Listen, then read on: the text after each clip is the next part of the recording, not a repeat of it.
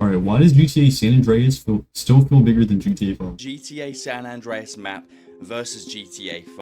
Already gotta say, I kind of disagree with this one. I don't know if I think it feels bigger than GTA 5. GTA 5 is kind of a hassle having to drive from one side of the map all the way to the other. Maybe because the cars are faster, but It feels I don't know if I completely agree with wrong. GTA San Andreas felt so much bigger. So I decided to investigate this phenomenon, and what I discovered was 10 ways that Rockstar used to trick you and me into believing this was the case. Oh, hell no, man. Obviously, first and most obvious, at the very beginning of the game, all three major cities are locked behind bridges, meaning from the beginning of the game, all you have access to is Los Santos. But Los Santos is extremely dense as it is. It's filled with distinct neighborhoods, all with their own gangs and territories, and there's activities to do throughout it. And it truly does feel like if the game was just Los Santos and the surrounding areas on its own, it still would have felt like a completely huge game. And that's because at the time, when GTA San Andreas had first released, GTA Vice City had come out just 2 years earlier. And as it turns out, love GTA Vice City. Gotta say that. if you combine the entire landmass of GTA Vice City and put it all together, it ends up smaller than just Los Santos and the surrounding areas in San Andreas, so yeah. But then, just as you're getting sick and tired of Los Santos, the game throws a completely new area at you, with a whole range of new activities to do and fun things to explore. By the time we eventually unlock all of the islands in the game, it physically feels like weeks or months have passed. Here's where things get interesting when you compare San Andreas to GTA 5. GTA 5 is built like a real place. Things exist in places that you would expect them to exist. Nothing necessarily seems out of place, and the transitions between the terrain and locations is very subtle and realistic. GTA San Andreas, on the other hand, is literally built like a theme park. The variety in San Andreas changes so quickly. Every few minutes the game is throwing something new and fresh at you, and the game is always constantly asking itself, how can I make the world the most fun it can possibly be for the player? Rather than GTA 5, which for realism purposes always asks what would realistically exist here. In San Andreas, 1 minute you're driving through dense urban streets, a few minutes later you're climbing winding countryside roads surrounded by giant forests and farms. Then suddenly you might find yourself in a dusty desert town with giant rock formations surrounding you, with tons of quirky landmarks before every single turn. The transitions between You may say with like most old games though, but at the same time, I still feel like it doesn't really make it seem bigger. It just makes it seem more simplistic, kind of. Like it's just everything you can do in a small area, kind of thing. all of these locations are not subtle because they're not supposed to be. In GTA 5, things are a lot slower than that. For example, in GTA 5, you'll be driving out towards the Alamo Sea, and you will slowly see a transition from the grass turning into sand. And the environment will slowly change in front of you in a way that feels realistic. Whereas in San Andreas, for example, you could be stood right at the water's edge, and just a few meters in front of you, you can see the other biome. How did they still manage to pull off a feeling of it being so large? By design, the game purposely uses draw distance fog to prevent you from seeing things that are further away. Not only does this hide the map's true size, but I mean, first off, I gotta say, I feel like it's kind of mainly because it's just like it was for that time, you know. It was one of the bigger kind of games for that time, so it just seemed big. But it wouldn't seem big if you played that exact same game now. Also, feel like the whole thing about GTA 5, I feel like that one was so fun and felt so like enjoyable was a story about it. Like it felt more like a movie. Same with like Red Dead Redemption 2. Even though there's so much like bullshit you're doing, there's just like a lot of driving around, riding around, whatever. It makes up for it because there's so much dialogue, so much story happening. You never get a moment of peace where there's like not dialogue happening. also helps you get lost. And getting lost amongst the world that Rockstar created for us is all part of the magic. And it's something that doesn't actually happen quite as often in GTA 5 for one very important reason. In GTA 5, no matter where you're standing, 90% of the time, you can see physically where the world ends. While stood on Mount Chiliad, I could see all the surrounding mountain ranges that reveal the edge of the island. Even if I'm stood on the Vinewood sign, I can see all the way down to the airport, and if I turn around just 180 degrees, I can see Mount Chiliad. If San Andreas didn't have the fog, this is what it would look like. You would be able to see all corners of the map at any given time. But it's not just the fog, it's how the roads are designed as well. GTA 5's biggest fault is the fact that there is a giant highway that goes around the entirety of the map, allowing you to access all important locations by just driving on one road. Kind of eliminates all of the fun. Now, I will admit, GTA San Andreas, yes. I kind of love that though. It'd be kind of annoying if you have to drive on like 4 like dirt roads every single time you're going anywhere. And plus, normally you're just following the map. It's not usually gonna just like have you taking the highway every single time. So I mean, I kind of disagree on that one. It does have highways that do connect all of the major regions together. But if you take a closer look at some of these highways, you'll notice something very interesting. They're still quick, so they're still relevant as highways, as maybe being your quickest route to get somewhere, but they're not just a straight one-way direction where you can just sit on the same road and mindlessly hold the accelerator down. Say for example in GTA 5, I want to get from this location to this location. Now, even though Mount Chiliad is completely obstructing my route to Palito Bay, unfortunately it doesn't take long before I'm able to get onto a highway and just hold the trigger down until I reach my destination, which is very, very boring. In GTA San Andreas, there is all— It's boring, but if you're not wanting to do that, just take a taxi and get to like each mission kind of thing. And then during the mission, usually there's like a dialogue, which I find it entertaining. You know, I already beat the game like 6 times, but like I feel like the dialogue is what saves it from the boring moments, because you're constantly having something like kind of funny happen, have like a goofy story happen, so it's enjoyable. Like just listen to point A, and I want to get to point and then go in between missions. All you have to do is take a taxi, and then you're already there. B. Now there are highways that connect it, but if you look very closely at the way these highways are designed, you will see that it's not quite as direct as it was in GTA 5. Take this highway for example, which ends around here, which would require me to somehow figure out a way to join another highway a little bit later on in order to navigate the last part of my journey. Now that's just one option. I could either go that way, or I could whip out the map from my PlayStation 2 game case and I could go the beeline way, explore the world that Rockstar has made for me. And in order to do that, it would require me to drive through winding roads, giant forests, navigate huge cliff faces that I can't just beeline it through, because if I did, I would end up falling off of a cliff. The really sad thing is, it's not like GTA 5 is completely absent from locations like this. In fact, GTA 5 has some of the most beautiful locations in any video game I've ever seen. Take I honestly kind of hate that area. Every time I go in that area, I immediately crash my car.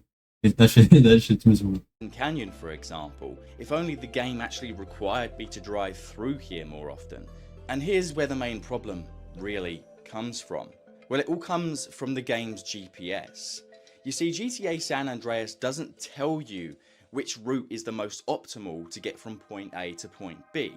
Instead, you either have to keep pausing the game and hoping that you're heading in the general right direction of where you need to get to, or, like I said, you whip out the actual physical map the game came with, like a goddamn explorer. GTA 5 has amazing canyons, amazing giant hills and winding roads. But if the GPS isn't telling you to go down that route, then you're never going to explore it. And your route is always going to be the most optimal, boring, and the same.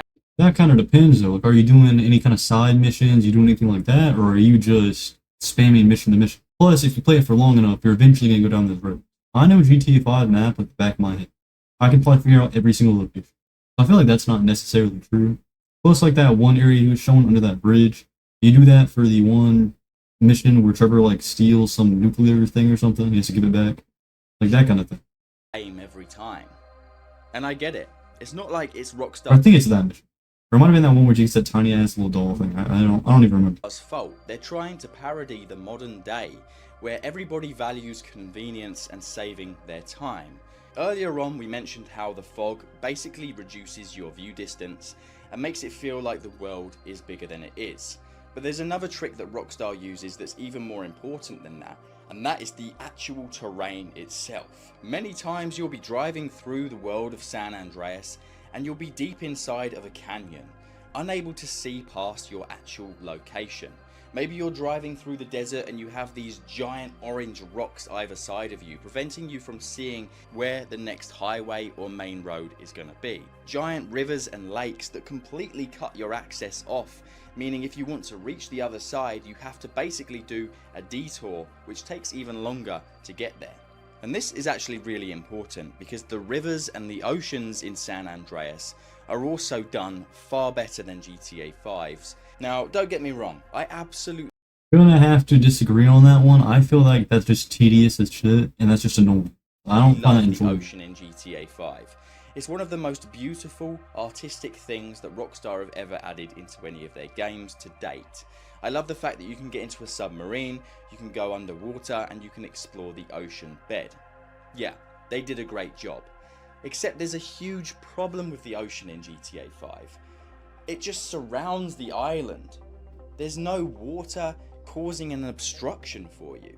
Yeah, okay, sure, there's the Alamo Sea. But you tell me with a straight face, is there anything important in this location here that the Alamo Sea is really blocking? No. Well, I mean, you can literally see right here. There's a lake here, a lake here, little lakes like over here, over here. So I mean, that's not necessarily true. Plus, why would I want that? That just sounds annoying as shit. Like, why would I want to have to take a detour, go around an entire area to go around a river? I feel like that's not enjoyable. I kind of disagree there. I mean, I get it. It does make it so it seems a bigger map, but it's already a huge map. It's like, why do I need something that tedious? If there was a more important location somewhere around this radius, then fine. But any location I want to reach, the Alamo Sea never prevents an obstacle for me. And neither do any of the rivers or oceans in the game whatsoever. Whereas in San Andreas, it's kind of the total opposite. You see, you'll often find yourself in the woods, driving through, trying to find some kind of shortcut to reach the next main road, and then all of a sudden, you find out, oh, I can't go this way because there's a giant river blocking me. It turns out San Andreas has a lot of bridges. 44 bridges to be exact. And when there's a lot of bridges and a lot of obstructions and a lot of rivers blocking your direct route to somewhere, well, that often requires a lot of time to circumnavigate them. Very often in San Andreas, you'll be stood in location A and you can literally see where you want to get to. But in order to get to that location and actually keep your car in one piece and not just directly swim, you have to now divert yourself to a local bridge, cross the bridge, and head back on yourself just to get there. In GTA 5, this never happens. Water does not become a problem. And have you ever noticed that the landmarks in GTA San Andreas really help sell the scale of the world? Because the game features iconic landmarks where in real life you know the true distance between them and you know that they're very far away. But take a note of how Rockstar placed these landmarks, because they did it very strategically. Mount Chiliad is located way in the bottom corner of the world, as far bottom left as you can get. The next major landmark is the Golden Gate Bridge, which just so happens to be the complete opposite side of the map, way up in the top left, as far away as you can possibly get from Mount Chiliad. Well then, what about Las Venturas? They're located as physically far away from the last two I just mentioned, way up in the top right hand corner of the world now. Yeah, so Rockstar placed all of these landmarks very purposely in almost the exact far corners away from each other. And by placing all of these very iconic real life landmarks as far away as they physically could from one another in the game, it helps sell the illusion that those distances really are far away. Almost every location, small town, through town, in the game has something worth stopping for. Whereas in GTA 5, The same can't really be said. I mean, grapeseed, I mean, what the hell even is grapeseed? Does anyone care about grapeseed? I don't care about grapeseed. And as you drive through these areas, Kind of disagree with that too. There's a lot of decent landmarks in GTA 5. Like that one area that has like the ball on the roof rubber, the fucking restaurant near the mountains. Can't remember what it's called. Like that little desert area with the alien thing. Like there's decent landmarks, but it's such a big map that they're far away, so it makes more sense. in San Andreas, you may notice something very special. Each area has its own unique time cycle, its own unique feeling. If you're in Los Santos, you'll find it to be very blue and orange. You know the feeling. You know, like the first time we played this game, it had that piss filter all over it. That yellow colouring that's so engraved into our childhood memories. But by the time you get to San Fierro, it turns out the time cycle and the colour palette for San Fierro is actually purposely more blue and cold feeling. So not only do you visually get to feel this change, but it also sells the illusion that maybe the weather here is completely different as well. And the same goes for the desert, because by the time you make it to Bone County and Las Venturas, you'll often see heat waves, and at night time, the iconic purple sky, which doesn't appear anywhere else in the game. It gives each location its own unique feeling, its own unique environment and weather. Well, I feel like GTA 5 has that kind of to an extent. Like North Yankton or whatever, the place you start at, that area, all winter, all that, has a bunch of different shit there. Then if you go, I'm pretty sure if you go to like desert or just like Los Santos, there's entirely different weather. It's just gonna be like you're not gonna have as much of a difference because it's such a big map. Plus, let's be realistic, so you can't just have like weird shit. Feeling.